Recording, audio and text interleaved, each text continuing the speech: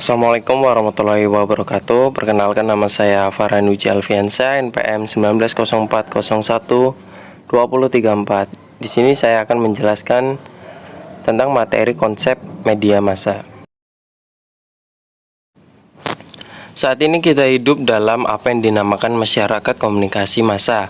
Apa maksud masyarakat komunikasi massa itu? Secara sederhana, masyarakat komunikasi massa adalah satu masyarakat yang kehidupan kesehariannya tidak bisa dilepaskan dari media massa.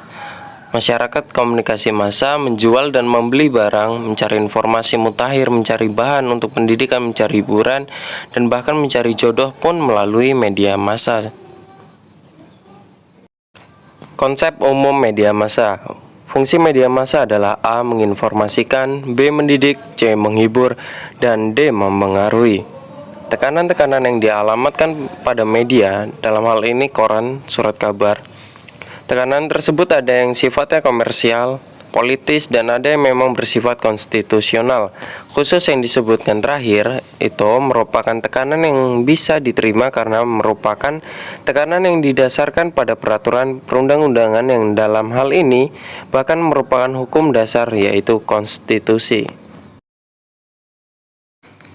Dengan memerhatikan tekanan-tekanan yang dialami media, maka Hirsch dan Gordon 1975-25 menyusun kriteria media yang bebas seperti berikut ini. 1.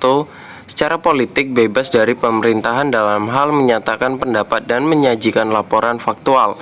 2. Sampai tingkat tertentu, bebas secara komersial dari pengaruh langsung kelompok penekan dan pemasang iklan. 3. Ada keseimbangan yang cukup baik pada diri wartawan dalam meliput dan memberitakan partai politik besar dan tak terlalu menunjukkan ketidakseimbangan. 4. Merefleksikan perbedaan pandangan dan pendapat yang ada di tengah masyarakat. Dan yang kelima, menyajikan liputan yang representatif pada semua kepentingan setiap bagian masyarakat. Bila kita berbicara mengenai media massa, tentu kita tidak bisa melepaskannya dari konteks komunikasi massa. Ada satu istilah yang penting kita perhatikan di sini, yaitu massa. Apa yang dimaksud dengan massa? Dimbleby dan Burton menyatakan bahwa massa dapat dilihat sebagai sistem produk atau khalayak dalam konteks volume, skala atau kecepatan. Sebagai sistem yang melakukan komunikasi adalah organisasi seperti jaringan koran, radio, atau televisi. Sistem tersebut disebut massa lantaran beroperasi dalam skala besar dan menyampaikan begitu banyak pesan. Disebut produk karena objeknya dihasilkan atau disampaikan oleh satu sistem, seperti yang bisa kita baca pada koran atau majalah atau siaran televisi yang kita tonton. Sedangkan massa dalam arti khalayak adalah kumpulan orang yang menjadi sasaran komunikasi atau orang yang menikmati produk itu. Produknya adalah pesan yang dibuat dalam skala besar dan pesan yang disampaikan bisa menembus semua lapisan. Dengan demikian, komunikasi massa bisa kita lihat sebagai proses menyampaikan pesan oleh satu sistem, yakni organisasi yang menghasilkan produk pada khalayak yang menikmati produk itu. Menurut Biagi, karakteristik komunikasi massa adalah sebagai berikut. 1. Pesan yang disampaikan melalui media massa. 2. Pesan yang disampaikan secara cepat. 3. Pesan yang bisa menjangkau berbagai kelompok besar masyarakat secara bersamaan atau hanya berbeda sedikit saja waktunya. Media komersial merupakan salah satu kategorisasi media. Media komersial adalah media yang dikelola dan diusahakan oleh satu organisasi bisnis.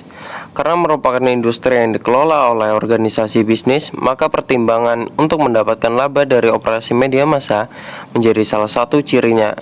Biaya operasi media komersial ini diperoleh dari hasil penjualan, baik penjualan produk media seperti berita dan hiburan maupun penjualan ruang untuk media cetak dan waktu untuk media elektronika kepada para pemasang iklan. Ada 3 kategori umum media, yaitu A. Media komersial, B. Media publik, dan C. Media komunitas.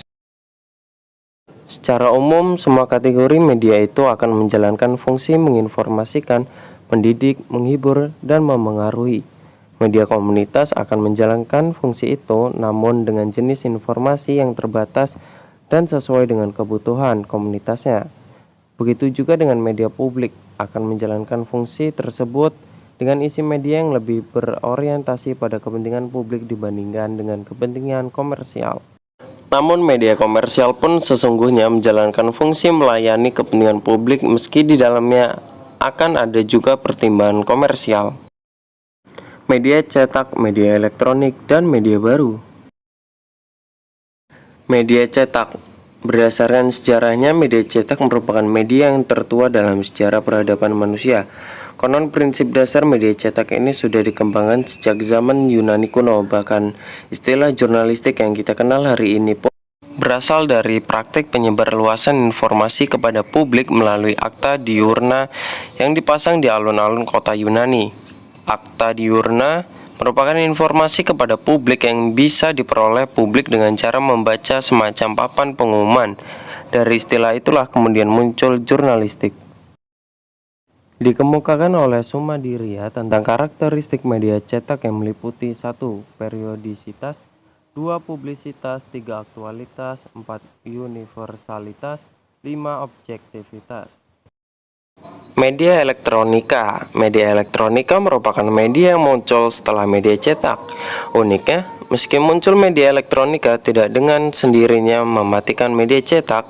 Oleh karena itu, orang menyebut munculnya satu media baru sesungguhnya tidak bersifat substitutif atau menggantikan media sebelumnya, melainkan justru bersifat komplementer atau melengkapi. Media cetak ditemukan dan mulai dimasyarakatkan pada abad ke-16, sedangkan media elektronika khususnya radio baru memasyarakatkan pada tahun 1929. Media baru. Dalam kajian ilmu komunikasi, media baru merupakan istilah yang cenderung digunakan untuk bentuk-bentuk komunikasi elektronik atau digital, khususnya internet dan World Wide Web. Kata Sherry Turkle, banyak peranata sosial yang bisa kita gunakan untuk berkumpul, jalan, balai pertemuan. Tidak lagi seperti dulu, banyak orang yang kini menghabiskan waktunya sendirian di depan layar televisi atau komputer. Sementara sebagai makhluk sosial, kita berupaya untuk melakukan retribalisasi dan komputer memainkan peran dalam retribalisasi. Media baru ini muncul karena beberapa alasan, yaitu 1. Konvergensi media yang menunjukkan adanya integrasi dari media yang sebelumnya ada. Pertemuan antara media cetak dengan komputer dan jaringan internet membuat kita mengenal apa yang dinamakan dengan media online. 2. Interaktivitas yang menunjukkan salah satu sifat media baru yang berbeda dengan media sebelumnya, yaitu kendali yang dimiliki khalayak. Khalayak bisa memilih apa yang hendak dicarinya hanya dengan mengklik mouse komputernya. 3. Perubahan perilaku yang menunjukkan adanya perubahan pada pihak khalayak, antara lain seperti dikemukakan pada butir 2 di atas. Perubahan perilaku ini merupakan tuntutan teknologi yang dipergunakan oleh media baru yang menuntut khalayak untuk lebih aktif. Itu tadi materi konsep media massa yang dapat saya jelaskan.